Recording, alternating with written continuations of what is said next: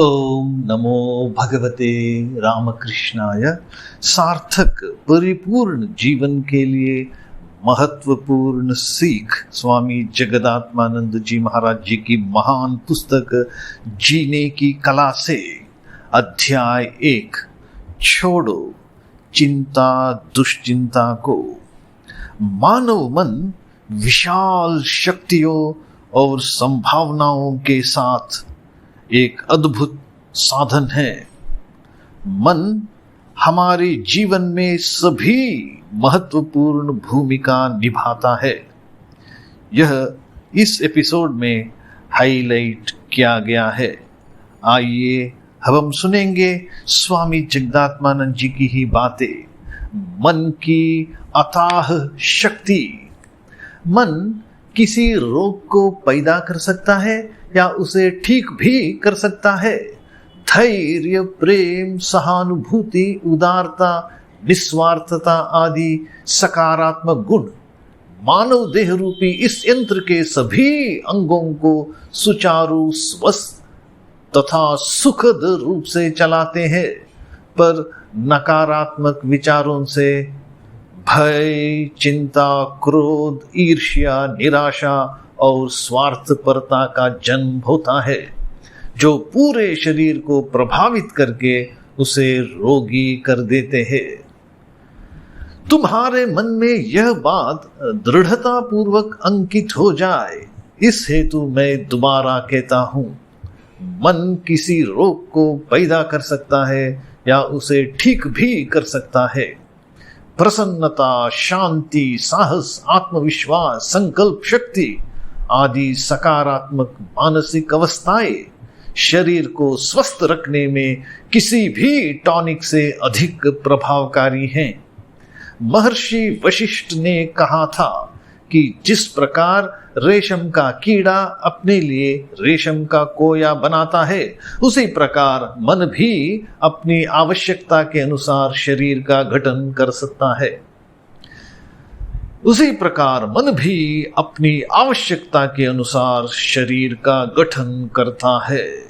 ज्ञानियों का कहना है कि मन ही मनुष्य के बंधन और मुक्ति का कारण है। विष और अमृत दोनों ही विचार नामक, थॉट्स नामक पदार्थ से उत्पन्न होते हैं।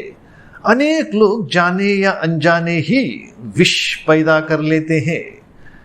तथा कथित बुद्धिमान भी, सो कॉल्ड इंटेलिजेंट पीपल भी इस मूर्खता में फंस जाते हैं।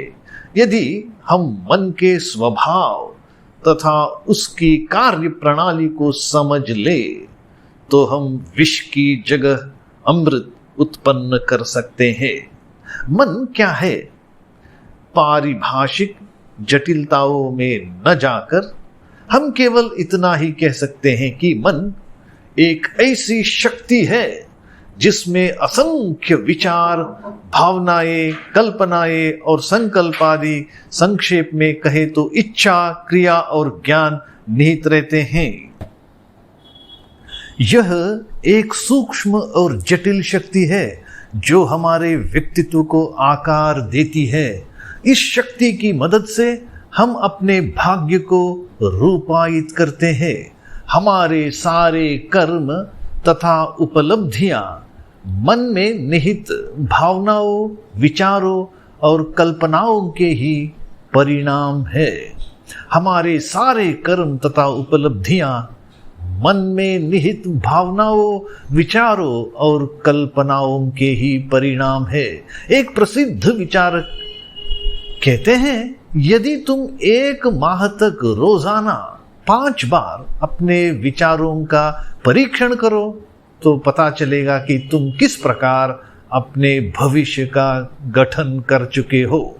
यदि तुम अपने कुछ विचारों को पसंद नहीं करते तो बेहतर होगा कि आज से ही उन विचारों तथा भावनाओं में बदलाव लाना आरंभ कर दो। अतः हमें अपने विचारों की दिशा में परिवर्तन लाने का प्रयास करना चाहिए। हमें अपने सभी विचारों और प्रयासों को जीवन के सम्मुख स्थापित उच्च आदर्शों के रूपायन में लगा देना चाहिए। हमें अपने सभी विचारों और प्रयासों को जीवन के सम्मुख स्थापित उच्च आदर्शों के रूपायन में लगा देना चाहिए। आजकल कंप्यूटर अत्यंत लोकप्रिय हो रहे हैं। हमारा मन भी प्रकृति का एक अद्भुत उपहार है और यह कंप्यूटर से भी अधिक उपयोगी है, और मन कंप्यूटर से भी अधिक उपयोगी है। यदि हम मन में स्वस्थ एवं उदात्त विचारों तथा भावों को भरते रहे तो इसके फलस्वरूप हमें प्रसन्नता, शांति और संतोष की प्राप्ति हो सकती है। लोग इस ओर ज्यादा ध्यान नहीं देते हैं। हमें ब्रह्मांड में एक व्यवस्था दीख पड़ती है जिसे वेदों में ऋत कहा गया है।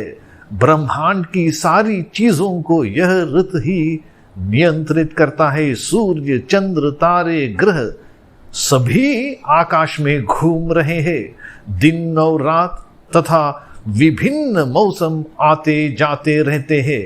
इन सब के पीछे एक सूक्ष्म व्यवस्था है। यह सुव्यवस्था केवल बाह्य जगत में ही नहीं है, हम इसे अंतर जगत में भी पाते हैं। दिल की धड़कन, श्वसन, रक्त संचार, निद्रा तथा जागृति सभी एक सुसंगत प्रक्रिया का अनुसरण करते हैं। एक उच्चतर नियम भी है, हायर लॉ है, जो मनुष्य के सुख और दुख को नियंत्रित करता है। हर सफलता के पीछे अनुशासन और व्यवस्था होती है। हर सफलता के पीछे अनुशासन, डिसिप्लिन और व्यवस्था, ऑर्डर होती है।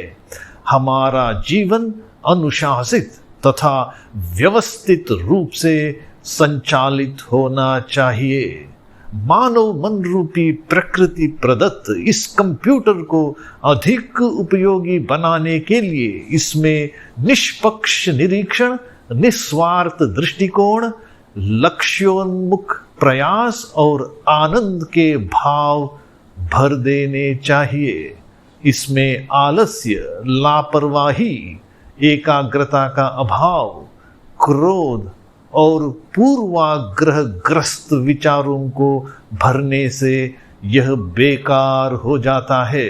अतः मन में भरे जाने वाले विचारों तथा भावों के बारे में हमें बहुत सावधान रहना चाहिए। अतः देयरफॉर मन में भरे जाने वाले विचारों तथा भावों के बारे में हमें बहुत सावधान रहना चाहिए। ओम शांति शांति शांति। हरि ओम तत्सत्। श्री राम कृष्णार्पणमस्तु।